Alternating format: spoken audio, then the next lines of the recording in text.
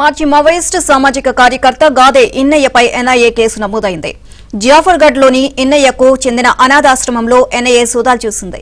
మావోయిస్టులతో సంబంధాలు ఉన్నాయని ఆరోపణలతో అరెస్ట్ చేసే అవకాశం ఉంది. ఇటీవల అమిత్ షాకు వ్యతిరేకంగా గాదే ఇన్నయ్య మాట్లాడారు.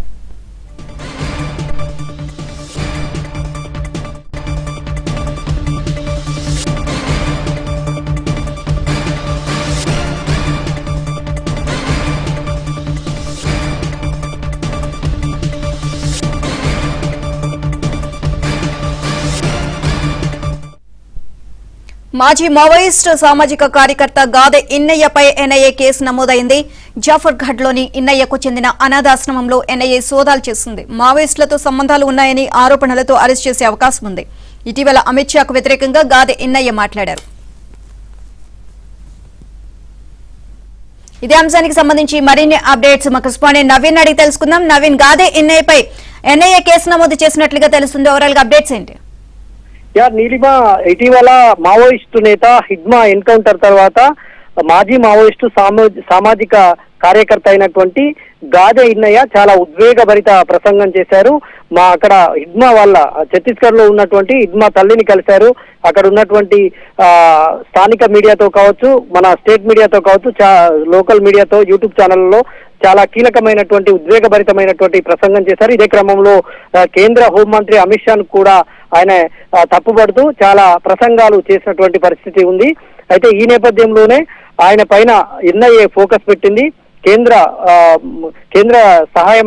మంత్రి ఎవరైతే బండి సంజయ్ ఉన్నారో ఆయన కూడా అర్బన్ నక్సల్స్ పైన దృష్టి పెడతాం, వాళ్ళ పని పెడతామని కూడా ఆయన చెప్పినటువంటి నేపథ్యంలో ఇప్పుడు అంతా కూడా ఇట్లాంటి వారిపైన ఫోకస్ పెట్టినట్టు తెలుస్తుంది. ఇప్పటికే మావోయిస్టులు ఒకవైపు అక్కడ ఛత్తీస్గఢ్ లో ఆపరేషన్ కగార్ పేరుతో చాలా మంది నేతలను అందబొందించారు. అయితే వాళ్ళకి సహాయకారులుగా సంబంధాలు ఉన్నట్లు కొంతమంది నేతలను వాళ్ళు టార్గెట్ చేసి ఇప్పుడు గాదే ఇన్నయ్యలో కూడా మాజీ మావోయిస్టు, ఆయనకు మావోయిస్టులతో సంబంధాలు ఇంకా కొనసాగుతున్నాయన్నటువంటి ఆరోపణలు కూడా ఉన్నటువంటి నేపథ్యంలో ఆయన పైన ఎన్ఐఏ కేసు నమోదు చేసి ఇన్వెస్టిగేషన్ మొదలుపెట్టింది.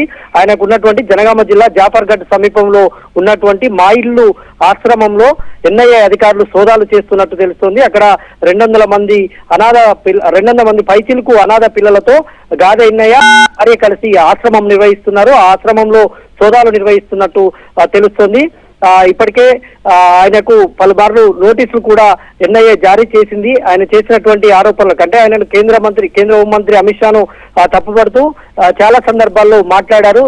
యూట్యూబ్ ఛానల్స్ తో కావచ్చు, కొన్ని మీడియా ఛానళ్లతో కూడా ఆయన అగ్రెసివ్ గా మాట్లాడినటువంటి ప్రసంగాల ఆధారంగా ఆయన దగ్గర ఉన్నటువంటి ఆధారాలు ఏంటివన్నీ చూస్తున్నారు. తర్వాత ఆయన పైన మావోయిస్టులతో సంబంధాలు ఇంకా కొనసాగుతున్నాయని ఆరోపణలతో ఎన్ఐఏ అయితే ఇక్కడ ఉన్నటువంటి జాఫర్గఢ్ లో ఉన్నటువంటి ఆయన ఆశ్రమంలో సోదాలు నిర్వహిస్తుంది.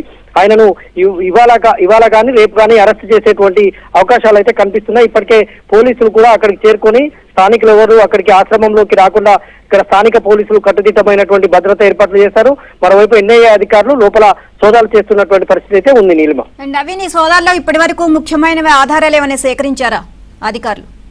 అయితే కొద్దిసేపటి క్రితమే ఎన్ఐఏ ఆశ్రమంలోకి ఎన్ఐఏ అధికారులు చేరుకున్నట్టు సమాచారం ఉంది.